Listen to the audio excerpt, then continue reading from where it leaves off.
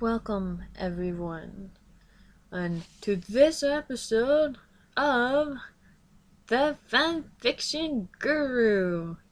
So today we are going to be reading a fanfiction that I randomly found on Wattpad. Gotta get this over. And yes, I have this on charge because it's about to die.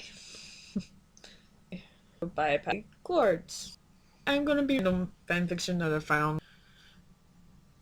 Kind of liked it. Bella a badass, so I liked it even better. So it's called From Flux to FBI BAU. Oh, and it's currently under editing, so there's not very many chapters. Okay, well, see. Yeah.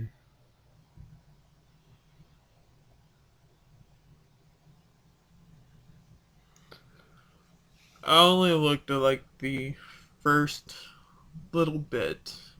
Didn't really read it. Just skimmed through it, seeing if it was something that I like. Get out of my way. And it's pretty cool. Okay, this person written is a disclaimer. You people who make disclaimers, you're my best friends.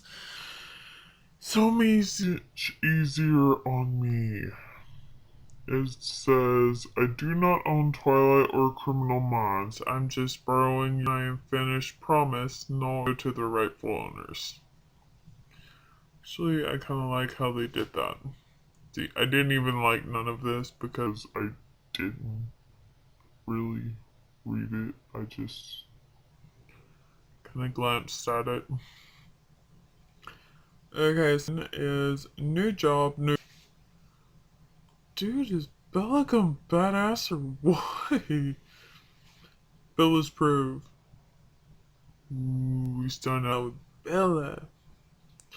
You have no idea how much this means to me, sir. Special Agent Erner and I were walking through. He offered me a job in the BAU with his team because he sees something in me, a certain type of intelligence. Okay, so Bella got smarter all of a sudden too.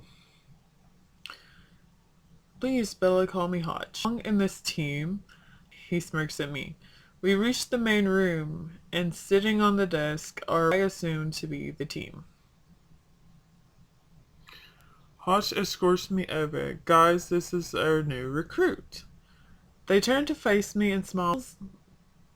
Dyed blonde hair in casual clothing and glasses gasp when she sees me. She traps me in her arms.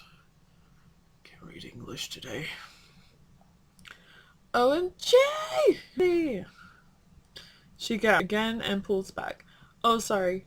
I'm just really excited. I'm Penelope Garcia, the tech analyst, otherwise known as Tech Guide. That is so true. Thank you for keeping the original characters as is. I giggle with her. She reminds me of Alice. I can't say her name a fool yet. Put yourself together, Bella. You're an FBI profiler now. You need to be strong. A smile at Penelope. She held out her hand and shook it gently. Hi, I'm Isabella Swan, but you can call me Bella. She nods and guides me over to the others with a hand on my back. Hello, I'm David Rossi. It's nice to meet you, Bella. He shakes my hand fiercely. I smile at him, and he smiles back. A man next to him pulls me into a hug before pulling away to look at me with a huge welcoming smile on his face. I studied him in a few milliseconds and no one noticed. Credentials on belt, gun and belt, suggest often self-sacrificer, warm smile, happy welcome on my eyes, probably good with children and emotional people, strong grip and muscling fingers, figure very healthy, often used in dangerous situations. Hey, I'm Derek Morgan. Pleasure to meet you, Bella. I smile and shake his hand. I smile and shake his held out hand. Oh, I cannot read English today.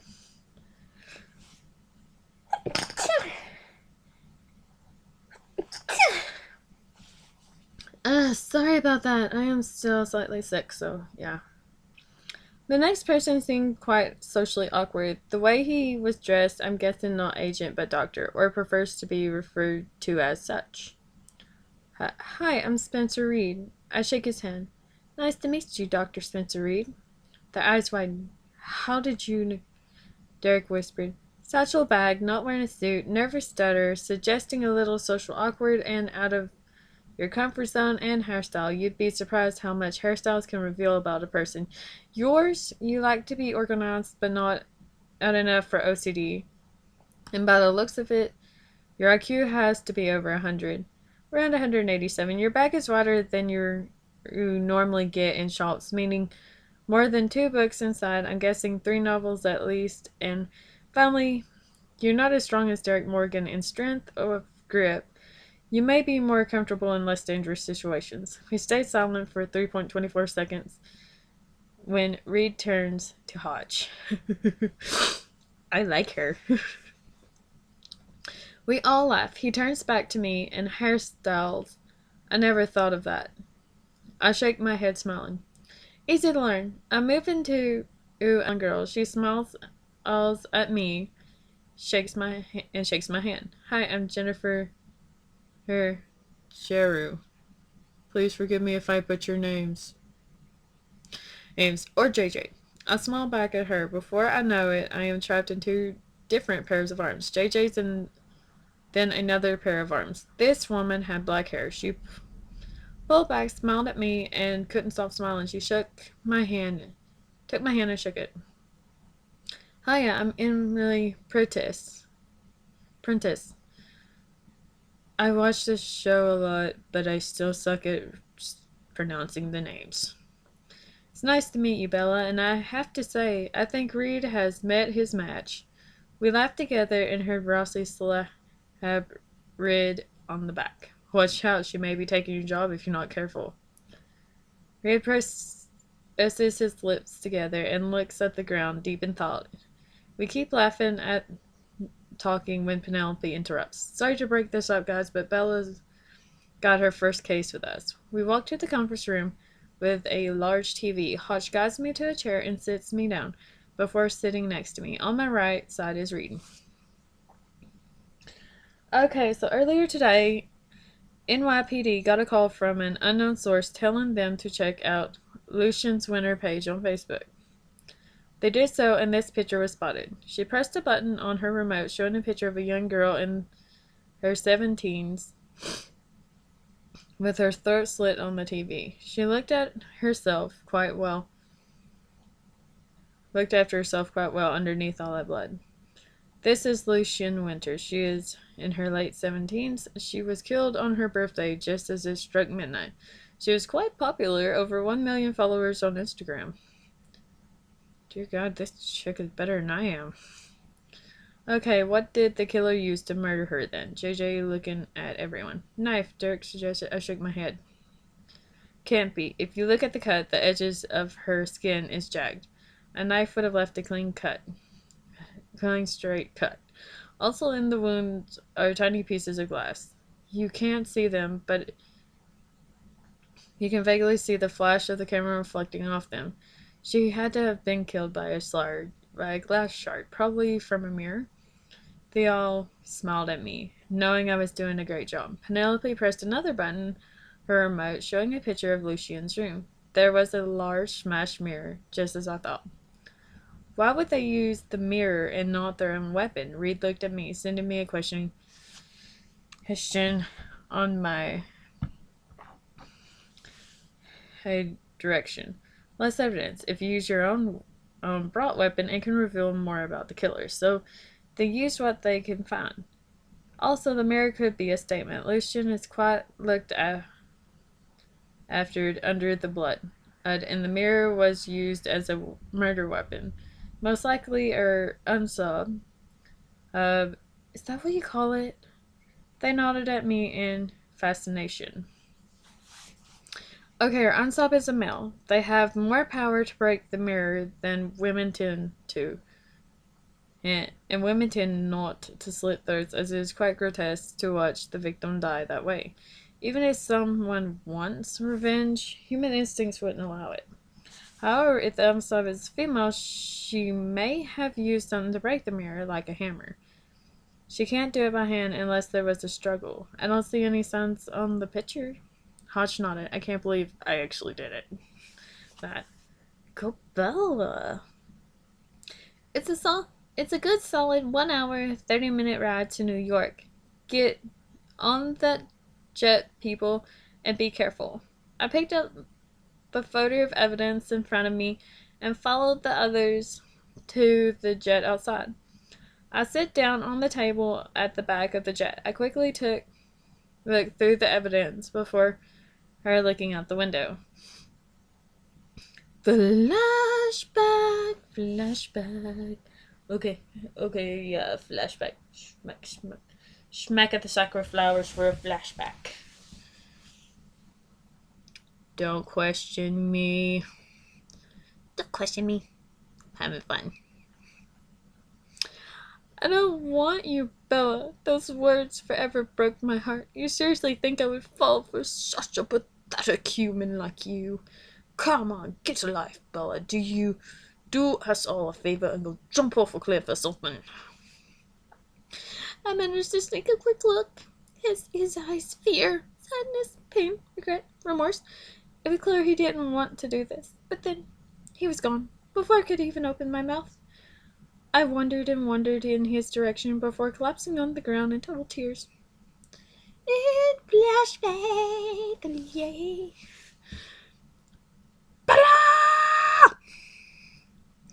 I snapped out of my flashback when I saw Emily sitting in front of me and Derek in the seat on the table next to us.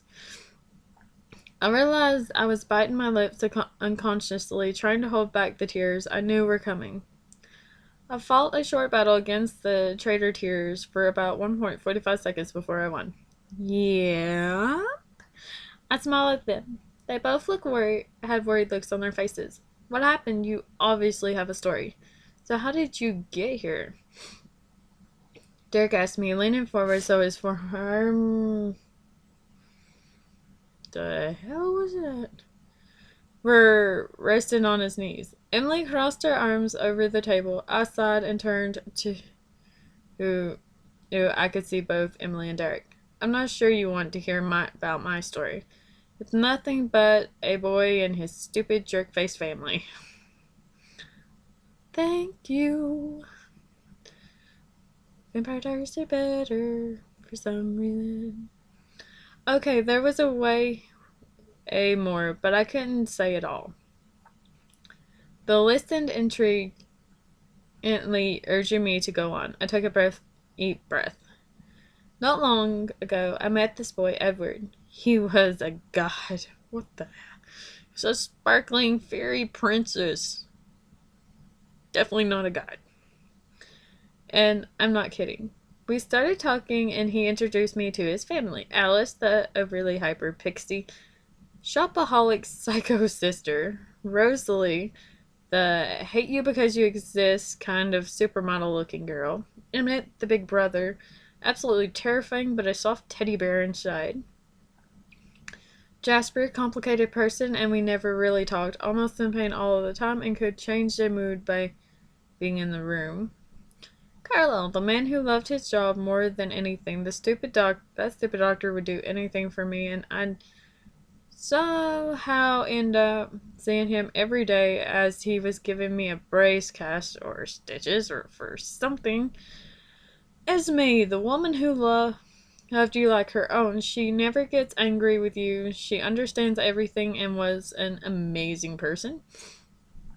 One day, Edward asked me to take a walk with him. I did so, and he told me that I was just a game. Just something for his family and him to pass the time with. He said he was leaving and ran off. His exact words, "Come on, get a life, Bella. Do us all a favor and jump off a cliff or something." So I just walked. I had no control. I just kept walking until I collapsed on the floor crying. For 3 days until I was found almost dead due to hypothermia. And then I sank into catastrophic depression. I looked at the others and I saw that they had as well. Each of them her eyes wide and mouth gaping. That really happened? Reed asked me, from his seat in front of Morgan's table. Yes, a time I will never forget. I smiled sadly and opened my folder again, trying to decipher a hidden note in the crime scene only for me, aka the murder.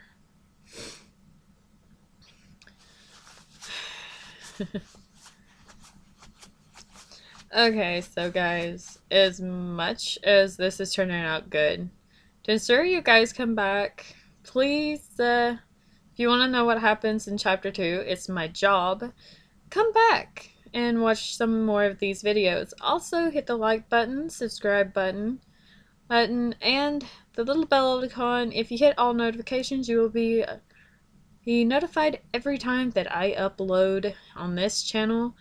Also, check out my other channel, my main channel. I will leave the link in the description for that down below. And I will see you guys in my next video. Till then, bye-bye.